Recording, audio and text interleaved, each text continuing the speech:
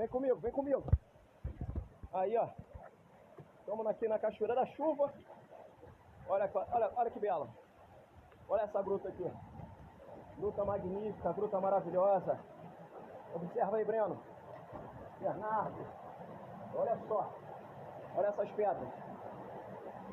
Aqui afunda. Olha essas pedras encaixadas. Dá medo. Caraca, dá medo. Dá um medo danado entrar aqui embaixo. Ó, aqui já afunda, onde já tá. Rapaz, que medo de entrar aqui. A impressão que dá que esse negócio vai cair, cara. Olha lá. Rapaz, dá medo. Mas vamos aqui.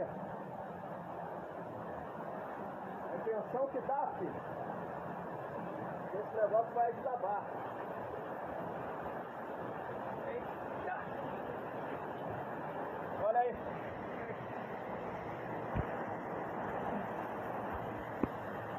Meu Deus do céu.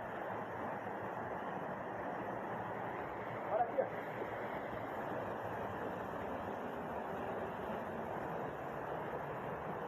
Ó. Meu Deus. Loucura dos céus. Olha aí. Vou sair daqui. Dá medo. Olha as pedras, tudo encaixadinha. Tudo encaixadinha as pedras. Eita, quase foi. Ó, as pedras encaixadas. Parece que vai cair. Vou te falar, hein.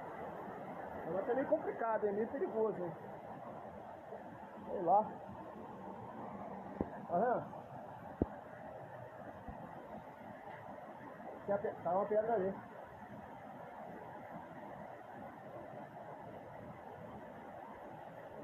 Bonito lugar, mas sei lá. A gente tá na vigilância. Tá louco? Aí, ó. Maravilha. Aí. Valeu. Cachoeira da Chuva, aqui em Maricá.